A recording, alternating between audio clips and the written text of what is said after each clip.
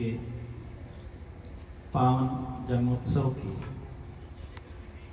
पावन अवसर पर सभी पवित्र आत्माओं को नमन करते हुए गणतंत्र दिवस की हार्दिक शुभकामनाएं पूज्य गुरु जी, समस्त मंचासीन संत महात्मा जन, पूज्य स्वामी जी, श्रद्धामयी मातृशक्ति, पिता तुल्य बुजुर्गों, नौजवान साथियों, होनहार प्रिय विद्यार्थी, ये जो सत्संग है ना, ये सत्संग एक ऐसी प्यारी गंगा है जिसमें डुबकी लगा करके व्यक्ति तर जाता है। सत्संग की जो गंगा की धार बहती है, अमृत की जो धार बहती है, उसमें तरेगा कौन? जो सत्संग में सुनी हुई बातों पर चिंतन करेगा, मनन करेगा, अपने जीवन में धारण करने का प्रयास करेगा, अभ्यास करेगा। हम अपने से ही हम देखते हैं कि किसी भी ग्रंथ के ऊपर माथा टेकते हैं, मूर्ति के आगे भी माथा टेकते हैं, गुरु जी के चरणों में भी माथा टेकते हैं, माता पिता के चरणों में भी माथा टेकते हैं। इसका क्या अर्थ है? इसका अर्थ है कि गुरु जी द्वारा बताई हुई बातों को अपने माथे में टेक लें, ग्रंथ में लिखी हुई बातों को अपने माथे में टेक लें, तार लें। माता पिता द्वारा जो सच्ची और अच्छी बातें जीवन में बताई हैं, उनके जीवन को देख करके उनकी अच्छी और सच्ची बातों को अपने जीवन में धार लें। सारा खेल भाव और विचार को ठीक करने का है। अगर भाव और विचार ठीक है तो इंसान ठीक है, ये बिगड़े सब कुछ बिगड़े। पूज्य गुरुदेव का जो मुख्य ध्यान रहता था वो अपने विचार पर रहता है। जितना हमको सत्संग मिला उनका और जितना सुनने को मिल रहा है, मुख्य जो कार्य था वो विचार का था, विचार ठीक हो जाए। और आश्रम में हम देखते हैं कि यहां पर यज्ञशाला, गौशाला, पाकशाला, व्यायामशाला, अतिथिशाला, सत्संगशाला, यानी कि सातों शालाएं यहां पर हैं। पाठशाला में कार्य चल रहा है। 6 शालाएं तो हो गई ना, वो सब आ गए ना। क्या बताया? मयूरशाला, हाँ, पक्षी विहार, बहुत बढ़िया। तो यहां पर आकर के पूर्णता की एक अनुभूति होती है। अगर हम कुछ ध्यान दें तो, और ध्यान नहीं दिया तो यह पूर्णता की जो बात है वो गेट तक ही रह जाए। कहते हैं जैसी स्थिति शमशान भूमि में होती है मन की स्थिति, और जैसी स्थिति हॉस्टल में मरीजों को देख करके होती है, और जैसी मन की स्थिति सत्संग में होती है, वो अगर स्थायी हो जाए तो मनुष्य का जीवन पार हो जाए। सज्जनों, श्रद्धामयी मातृशक्ति, पूज्य गुरुदेव जी ने सुंदर वातावरण दिया है हम सब, तो ऐसा ही सुंदर हमारा जीवन हो, विचार हो, और सत्संग में ये जो विचार दिए जाते हैं ये आचरण में आएंगे तो ही उसका लाभ होता है। मन में बुरे विचार को आने न दीजिए, आ जाए शुभ विचार तो जाने न दीजिए।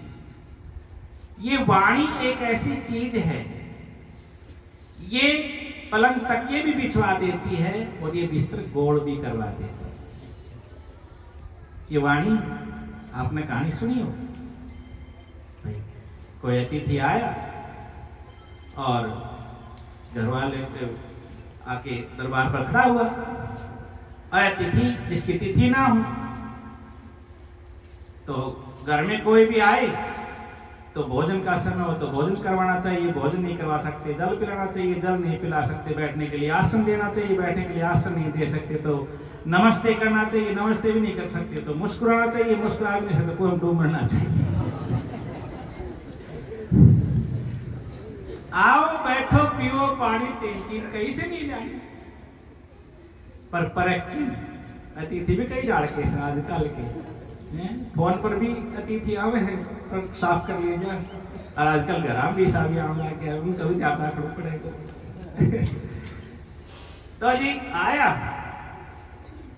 माता जी ने कहा आओ जी, चर्चा थी घर की, भाई जिस घर में जो माता जी के घर में जो आओ भूखो नहीं जा सकते, इसी सेवा भाव।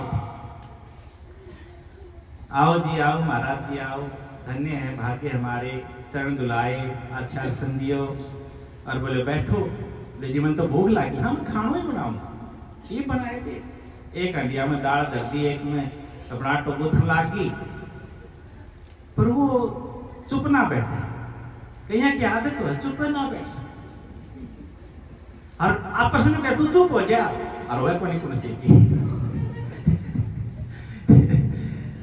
पहले तो बोलना सिखाऊंगी, बच्चे ने बोलना सिखाऊंगी, चुप हो जा चुप हो जा। और अच्छा एक दिन क्या हुआ, वह चुप हो बोल रहा है कोई बहू, सास ने, सास कुछ ही बोले तो बोल रहा है कोई, सास परेशान होगी या चुप होगी तो वह परेशान होगी, ये बोल रहे अब भाई बोले बोल रहे नहीं और काम सारो कर दे, तो मौन होना भी कठिन से। तो बोले सासू माँ आपने तो कही थी चुप हो जा, मैं चुप होगी, आपको नहीं है। तो वो चुप ना हुए, कुछ बोलना लगे, उल्टा सीधा प्रश्न करना लगे। आखिर में एक बात कह दी, सारी लंबी बात ना कह करके संकेत को समझ जाता है इंसान। उनके भैंस थी अच्छी तगड़ी मोटी, अन्योल्यो या तारी भैंस मर जा तो किस तरह काटो, तारो दरवाजा तो बहुत स्पीडो है। बोले महात्मा कितनी देर होगी मैंने तेने कहती आनी, बैठ जा, क्यों ना बोलना तो चुप पे बैठे रहे, आज मैं बताऊं किस तरह काटना। वो जोड़ी कर, जोड़ी में तो गेर दियो वो आटो, और ऊपर तो हजरन की दाल गेर दी, और मारे दकलो न्यू काटा भाजे। अब टोपा पड़े क्यों जोड़ी में अगर श्यामलाल जी ये सुहायो महाराज जी यो के टप कैसे है, बोलियो मेरे बाड़ी को रस टप देखी तो रोटी बड़ी नहीं थी, व्यस्त पीछे रहा था, और के धक्का लग गया। एक बार अकबर ने बीरबल से कहा, तो सभा में पूछा था प्रश्न, तो बोले भाई सबसे मीठी चीज की, कोई कुछ बतावे, कोई गन्नो बतावे, कोई गुड़ बतावे, कोई चीनी बतावे, कोई शहद बतावे, कोई खजूर बतावे, लागे आप बताओ। जब बारी आई बीरबल की तो बोले भाई सबसे मीठो जो कोई चीज है तो वो वाणी से।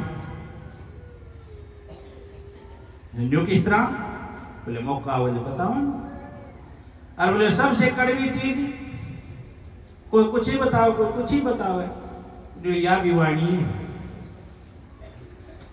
तो बोले बता, बोले मौका हो तो बताओ। बात आई गई होगी, भूल गए सब।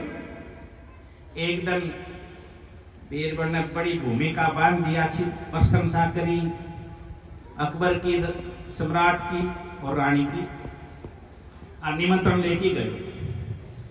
बोलो महाराज जी आपका चरण कमल पड़ जा घर में, हम धन्य हो जावा, कितने साल हो गया हम रोज आवा आपका दी को आओ न, एक दिन आ जाओ, हम भी प्यासा हाँ हैं, और हमारी जो जिसी भी सेवा हो उसी करांगा।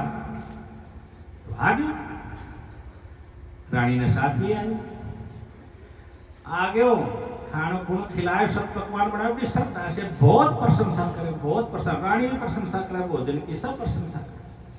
देखो घर में भाई जिसो भी बने ना, खाने वाले ने उस भोजन की हमेशा प्रशंसा करनी चाहिए, अगर स्वादिष्ट और लेनु से। जो भोजन में नुकर तुकर करे ना, वो अमृत खिला दे उसका लाग्ञा ना करे और बनाने वाली को जी दुखी होया करे। ये जो पाकशाला है ना, माताओं बहनों का कृतज्ञ, ऐसा एक बार सोच के तो देखो, सुबह सुबह जल्दी उठ करके नहा धो करके रसोई बनावेंगी, डांगर ढोर को करेंगी, खेत में जाके आऊंगी, पानी भरेंगी, वस्त्र धोवेंगी, बालकान तैयार करेंगी, मतलब कितनों काम करे हैं। एक सोचने मात्र से इनके प्रति श्रद्धा और कृतज्ञता बनती ही है। तो खूब प्रशंसा। अंत में जब उठ के चलने लगी, विदाई होने लगी, तो अपनी पत्नी ने बोलो सुना की बीरबल रानी का निकल गया इशारो, अगर दगे या तुरकनी जरा बैठी थी ना, इन्हें दूध तो धो लिए बस, फिर के तो रानी का तो लाग गया आग दे मैं, यो मैंने तुरकनी बोला, मैं तो बेइज्जती करवाने आया, तो राजा के सिर पर चढ़ेगी, असर पार्टी लेगी पड़ेगी महल में। देखो एक छोटी सी बात, तुरकनी कहना अब लगा दियो दरबार अगले दिन, इस पर तो कार्रवाई होगी, बेइज्जती करना तो बुलाया था कि। तो सारी बात तो लंबी है, तेरे को लेके बता भाई, अपनी कोई सफाई में कुछ बोलना हो तो। बोले महाराज हम तो आपका दास सा, सेवक सा, जो दंड जो दियो, लेकिन मन तो उत्तर दियो था तारी बात को। ले किस बात को? बोले आपने तो पूछे तो सबसे मीठी और सबसे कड़वी वाली किस तरह? मीठी न्यू आप किससे गाते घर ने कौन गया था, मैं मीठो बोलियो हमारा घर ना है, और कड़वी न्यू अगर एक ही शब्द बोलियो तो सारा राजपाट में खलबली में चली से, अपने घर भी नहीं खलबली में चली से, सारो खेल बोली को से, और बोलियो विचार तो भाव तो असत्संग में विचार और भाव अच्छा बने। तो भाई कोई एक कोई बात बांध लेना पल है आप मन ने भाई, ना तो बुरो सुननु और ना मैंने बुरो बोल, ना मैंने निंदा करनी और ना मैंने निंदा किसी की सुननी। वो व्यक्ति को जो मन डो डटे को तो भजन गावत हो मन डो, तो उस व्यक्ति को मन लागे वो भजन में, प्रभु की लगन में, गुरु के चिंतन में, समाज की सेवा में भले। एक भजन भी तुमने सुना होगा कि कौन सो कि भला किसी का करना सको तो बुरा किसी का मत करना, है ना। और वो एक शब्द के बारे में भी तो सुना के बोल सको तो सत्य वचन बोलो, झूठ कभी मत बोलो, हैं, और पिला सको तो अमृत पिलाओ, विष कभी मत बोलो, है ना। और मौन रहनो अच्छो से पूरा बोलना।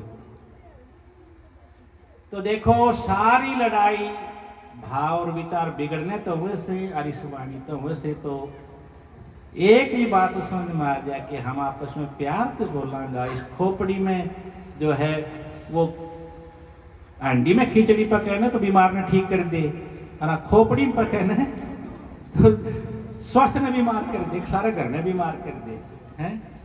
तो कचरो नहीं होना चाहिए दिमाग में, कचरो नहीं होना चाहिए। सत्संग कचरो साफ करने खाते सर गुरु जी को जन्मोत्सव के उपलक्ष्य में यो एक संकल्प कर लिया कि भाई कोई फोन आओ तो नहीं भाई, कोई सच्ची अच्छी बात है तो बता देना, तो क्यों मेरा टाइम खराब करे। कोई घर ना आवे, नहीं जी बताओ कोई सच्ची और अच्छी बात, अच्छी और सच्ची बात कह दे यार, ले टाइम बच जाएगा। कितना थोड़ा सा दाएं बाएं जान लगे, देखो सच्ची और अच्छी बात करा ना, कितनी बार करेगा सही कोई सच्ची और अच्छी करे, कूड़ो घर की ले दो, कचरो मेरे कोपड़े में घेर की जा से। और क्या करता हूं मैं तो भाई, कचरा ही है खतरा। कचरा चाहे गली में हो, चाहे नाली में हो, मंदिर में हो, अंदर में हो, बाहर में हो, भीतर में हो, यहाँ तक कि चाहे दांत में हो, चाहे हाथ में हो, हाथ में हो, चाहे गात में हो, माथ में हो, चाहे साथ में हो, कचरा ही है खतरा। गली का, नाली का, मंदिर का, अंदर का, बाहर का, भीतर का, यहाँ तक कि दांत, आंत, नाक, कान, हाथ, मुंह को कचरो साफ हो सके, सारा स्पेशलिस्ट डॉक्टर बैठा से। लेकिन आप खोपड़ी वालों कचरो तो सत्संग साफ करे। गुरु जी की कृपा है, आज जन्मोत्सव इस कचरे हम दूर बहुत बहुत शुभकामनाएं।